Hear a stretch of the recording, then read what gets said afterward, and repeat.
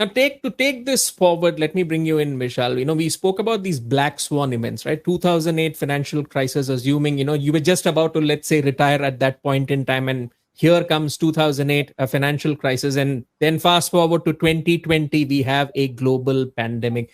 What we have seen is that these black swan events, they keep coming, and these events have the propensity to decline financial health for a lot of people due to the sheer turmoil they cause. So considering black swan events, if they become a new normal, how should investors look at reformulating their asset allocation strategies broadly, or their thinking around asset allocation, taking into consideration that volatility is the name of the game? We are in a VUCA world, as they call it. Absolutely, Gautam. And like I started by saying that you have to keep, maybe readdressing all your permutations, combinations, and looking at various avenues of investments. And that is where real estate also has evolved over a period of time. No longer you need larger capital pools. You could maybe start small with a REIT or maybe the fractional ownership. And I'll elaborate that further. Now buying a real estate asset involves three key things, and I like to call it as ATM: analyze, transact, and manage.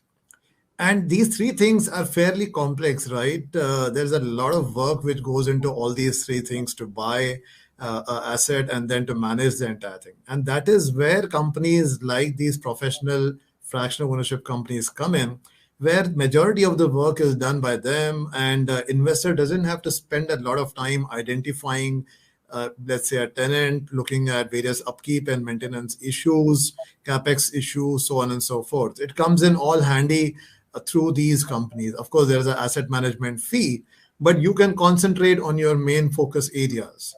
So those are the things which one basically is looking at, and the acceptability is increasing. And when I look at the overall audience, there is a fair bit of people above the age of 60 looking at these avenues. Uh, Joydeep rightly highlighted, the life occupancy of people is increasing thanks to the better medical facilities, healthcare improvements. And even if a person has to start at 60, you have a good average 15 odd years, and there is a lot of alpha that one can be generated in this period.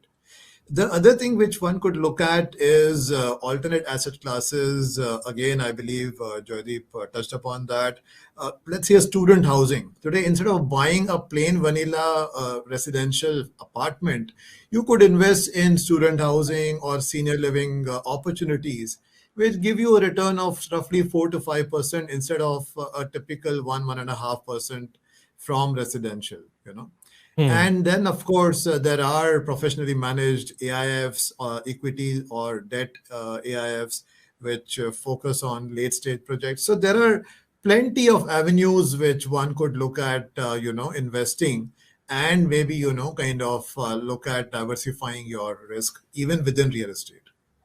Fantastic. Thank you so much for giving us that overview of so many options which are available for folks that they might not know that, hey, if you want to access real estate as an investment story, there's a lot more to it than just buying a house. But in that context as well, let's look at the hedge to volatility. And of course, gold is everyone's favorite hedge. So, Suraj, let me bring you in your take on investing in gold in the current scenario for building one, say, retirement stash, usually seen as a hedge. And for those investors who say, I want to have a bit of exposure to gold just for safety's sake as I head into my retirement years, what would you say to them? So again, that's an interesting question, especially, Indians, all of us have a lot of gold at home, right? Typically, Indian women love jewelry. And because of that reason, many of us believe even if it's not a part of your investment portfolio, that's okay because you have some exposure. But my personal take is very simple, that gold has proven to be a great hedge, especially in times when there's a lot of stress in the market. So when you look at the 2008 debacle, where the Nifty dropped by almost 65%, right? And I'll repeat, it's almost 65% drop in your broad index. Gold in the same period actually had gone up by about 24%. Right. So gold actually has been proven, I would say 8 out of 10 such situations, gold will always come out very strongly. And today you have a lot of options to buy gold, right from sovereign gold bonds to ETFs, which mutual funds offer, open-ended funds that buy into these ETFs as well. And so I do believe that gold always should be a core part of the allocation. Many a times, when you look at the risk return profile of gold, what I've observed is that when you look at long-term debt, you will find that gold, REIT, and maybe the balance funds, all of them have a risk return profile where they give about 200 basis better than long-term debt, but they are 2/3 the volatility of the equity markets. So a lot of time the argument that is made against gold is that, look, it doesn't give such great returns on a risk-adjusted basis. I still have some volatility that we have to delve into.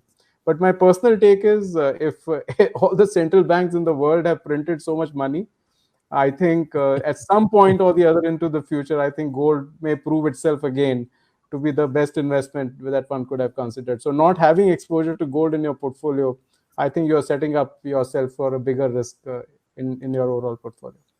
All right. That's a golden idea right there. All right. As we look to conclude the discussion, Vinod, let me come to you. In the current scenario where inflation has been on the higher side, interest rate fluctuations are expected to be a sort of a common occurrence in the near future. We just saw rate hikes from the central bank. So what are the things retirees, in your opinion, they should keep in mind when rebalancing their portfolio? Yes, so the key, I think, is not to go by what has happened earlier, but to focus on what we can expect going forward, right? And there one has to be able to keep at least a 3 to 5 horizon, and not just a short term like 3-month or 6-month horizon.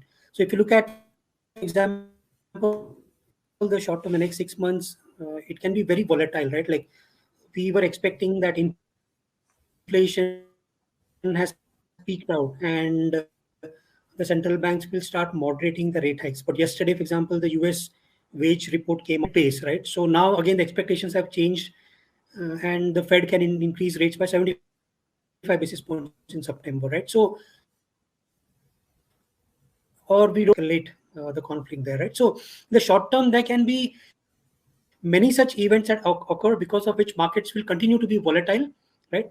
But the key is to take a step back, keep at least a 3 to 5 year horizon.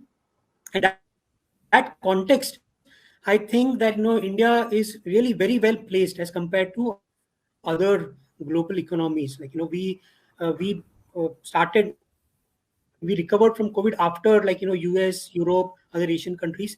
So while their economies have peaked out and are slowing down, India is just coming back into the expansion phase. So the next 3 to 5 years, the Indian economy will outperform the rest of the major countries. And because of that, we expect consumption, investment, exports, all of them to do well over the next 3 to 5 years, and hence earnings growth should be good, right? So that perspective, if you keep in mind, even as a retiree, you should have some exposure to equity, because that is what will benefit in this kind of an environment. And to provide some stability to the portfolio, there has to be some fixed income and gold also, right? So overall, I would suggest if retirees are able to keep this perspective, to keep stock of what's going on and rebalance their portfolios, then they should do it on their own. Otherwise, they can look at alternatives that are available, like either asset allocation funds or some of the hybrid funds, right, which we talked about. But the key is to keep at least a 3 to 5 year perspective, even though your goals might be slightly longer term, but at least keep a minimum 3 to 5 year perspective. An investor education and awareness initiative of Aditya Birla Sun Life Mutual Fund. Mutual fund investments are subject to market risks. Read all scheme-related documents carefully.